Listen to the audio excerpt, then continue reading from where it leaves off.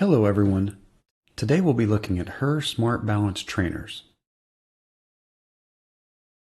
The SmartBalance Trainers are a fun and challenging way to improve balance and cognition.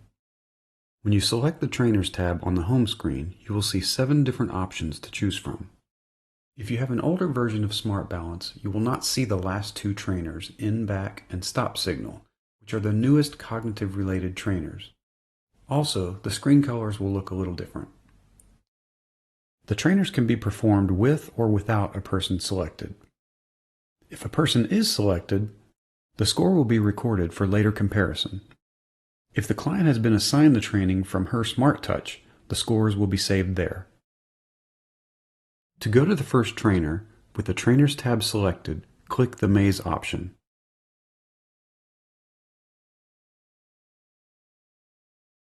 With the maze trainer, the client uses balance to guide the penguin out of several different mazes by leaning in various directions. The black graph on the left shows your center of pressure as well as the direction you are leaning. And the blue icon with the white question mark explains the goal of the game as well as the directions. The blue button with the white gear displays different options for the trainer. You can see in the options that you can change several things about the maze. Its dimensions,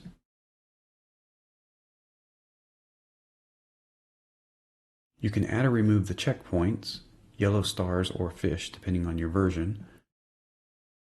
You can choose which corner the penguin starts in the maze. You can flip or mirror the maze.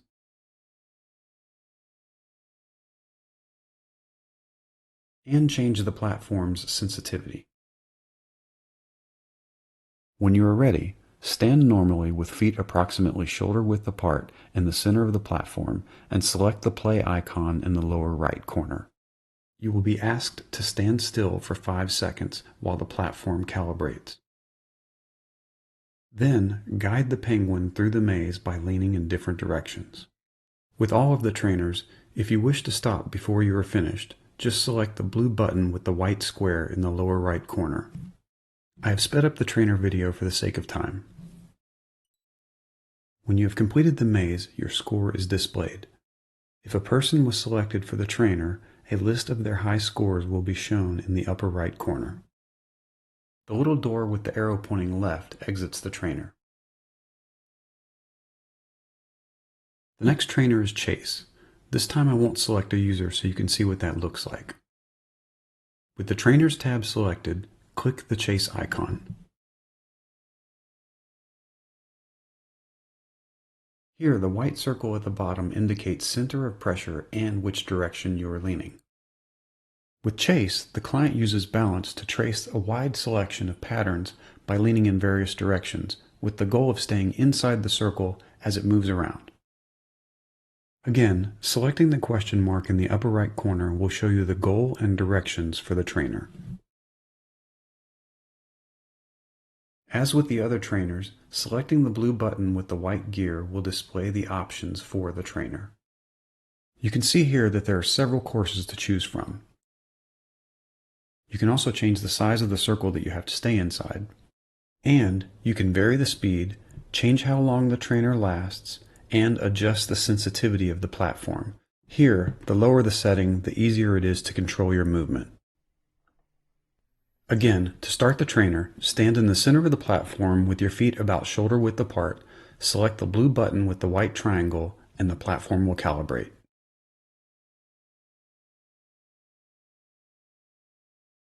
As mentioned previously, the goal is to try and keep the red dot inside the circle by leaning in various directions as it moves about the course you have chosen.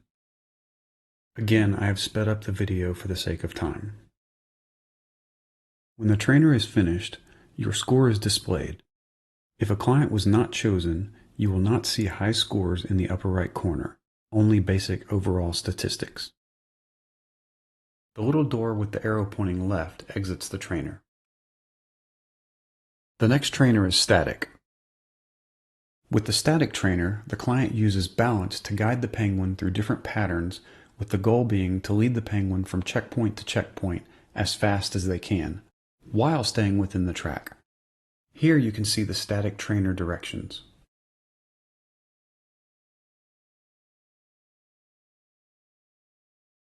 Here, the white circle at the bottom indicates center of pressure and which direction you are leaning.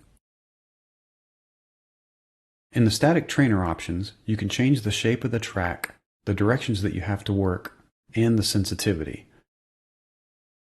Again, to start the trainer, stand in the center of the platform with your feet about shoulder width apart, select the blue button with the white triangle, and the platform will calibrate. Move the penguin to the checkpoint, little hockey puck in this case, by leaning in that direction and trying to stay within the track. When you get to one checkpoint, move to the next one, and so on. I have sped up the rest of the video to the end for the sake of time. When you have finished, you see your score as well as the path you took throughout the track as seen here in red. Select the blue door with the arrow to exit. The next trainer we'll look at is tennis.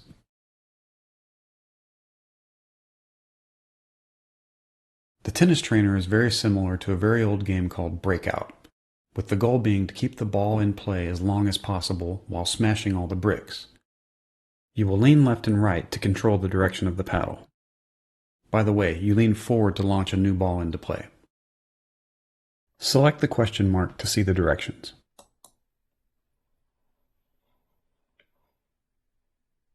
The tennis options are pretty straightforward. You can change the width of the little paddle or platform you use to hit the balls with. I suggest leaving it large. You can also change the speed and sensitivity here. Again, to start the trainer, stand in the center of the platform with your feet about shoulder width apart, select the blue button with the white triangle, and the platform will calibrate. Lean forward to launch the ball, then guide the paddle by leaning left and right and try to keep the ball in play as long as possible while you smash the bricks. You will see your points and the number of remaining lives in the upper right corner. I have sped up the rest of the video for the sake of time.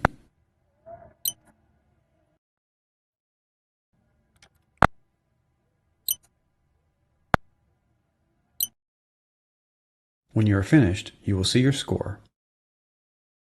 To exit, again, select the little door with the arrow. Next is the stepper trainer. With the stepper trainer, you step toward the stars with the goal of stepping on the target corners as fast as you can. Here, the white circle at the bottom indicates center of pressure and which direction you are leaning. Select the question mark to see the directions. There are no options for the stepper trainer. It's just step as fast as you can.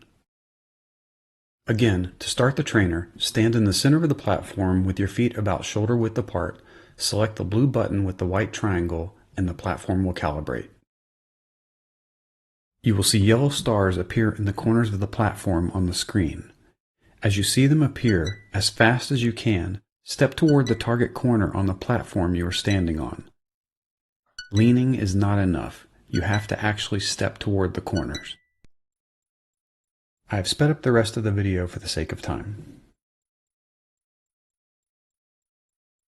When you are finished, you will see your score. To exit, again, select the little door with the arrow. The next trainer is the Inback trainer, which is cognitive in nature and challenges your working memory. That is, the limited information that can be held in the mind and used in the execution of cognitive tasks. The overall task is to remember the sequence of cards as they move one by one to the right. To see the precise directions, click the question mark in the upper right corner. You can pause if you wish to read them, but I will explain them momentarily. To see the options available for the Inback, select the gear icon here. Changing the in value changes the number of cards. The default value of 2 will display 3 cards, 2 of which will be hidden. The step direction allows you to change the position you step to answer yes or no. I will keep the default forward and back for now. Stand normally in the center of the platform with feet approximately shoulder width apart. When you're ready to start the trainer, select the play icon in the lower right corner. You will be asked to line up your position, the red dot, inside the blue circle on the screen. Once this is done, the trainer will start. You will then see all the cards, 3 in this case. After you have memorized the sequence, step forward to begin. All cards except the one on the left are then hidden, and you have to answer yes or no as to whether or not the card on the left, the spade, matches the highlighted hidden card on the right, which was a heart. Here, stepping forward indicates yes, and back indicates no. If you get the answer correct, all cards will shift one to the right, and a new card appears on the left. You now have to answer if that card, a heart, matches the card that is now in the highlighted position on the right. Answering incorrectly reveals all of the cards. To continue the trainer, you have to select the correct answer. As you play the trainer, you see your points to the left of the platform and the tasks remaining to the right. At any time, you can stop the game by selecting the stop icon in the lower right corner.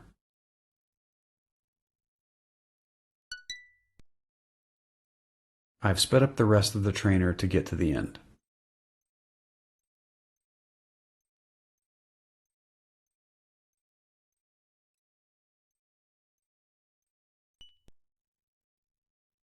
When you are finished, you will see your score as well as the total time to complete all the tasks. To exit, simply select the door icon in the lower left corner. The next trainer is the stop signal trainer, which is also cognitive in nature. Stop signal measures your stop signal reaction time, which is how quickly you can inhibit or stop an already started reaction. You will first be shown the directions. With this trainer, a sequence of arrows will be presented. Step in the direction of the arrow as quick as you can. However, some of the blue arrows will turn red. This is the stop signal. When this happens, do not step and instead wait in the center of the platform for the next blue arrow. To see the options available for stop signal, select the gear icon here. You can start with a practice run or skip it by checking this box. You can set the count for how many arrows will be shown during the practice and the actual trainer task. Here you can set the pause time. This affects the length of time between arrows that appear. Here you can set the stimulus delay time. This affects how long arrows stay on the screen. Keep in mind that timers are dynamic and adjust slightly according to how fast selections are made. When you are ready, stand normally with feet approximately shoulder width apart in the center of the platform and select the play icon in the lower right corner. You will be asked to stand still while the platform automatically calibrates. This takes about 5 seconds. If you are doing a practice run, you will be given some information about this. Basically, this is the same as the trainer except there are no stop signals. You are just stepping in the direction of the blue arrows. Tap the screen to begin. I have sped up the practice run for the sake of time. After you have finished the practice, you are ready for the stop signal task. If you have chosen to skip the practice run and the stop signal options, after the calibration it will go straight to this screen. Here you will see information about the task. Note that the stop signals will vary to intentionally make the task difficult, so mistakes are expected. To start the stop signal task, again tap the screen to begin.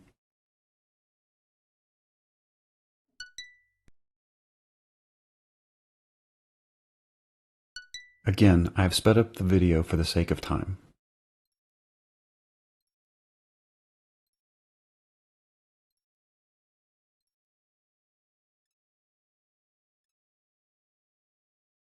When the task is finished, you are shown your stop signal reaction time as well as your reaction time in milliseconds.